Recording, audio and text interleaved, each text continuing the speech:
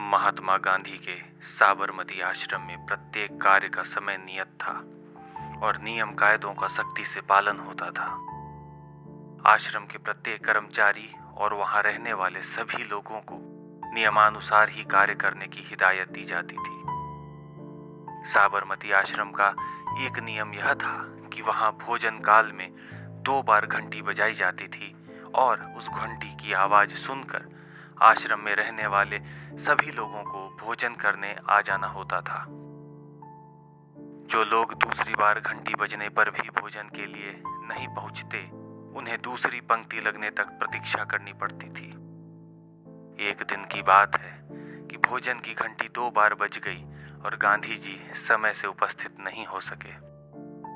वास्तव में वे कुछ आवश्यक लेखन कार्य कर रहे थे जिसे बीच में छोड़ना संभव नहीं था।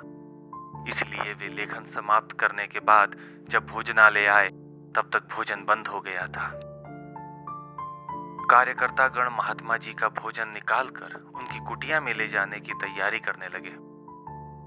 महात्मा गांधी जी अत्यंत सहजता से भोजनालय के बाहर लगी कतार में खड़े हो गए। तभी किसी ने उनसे कहा, बापू, आप लाइन में क्यों लगे हैं?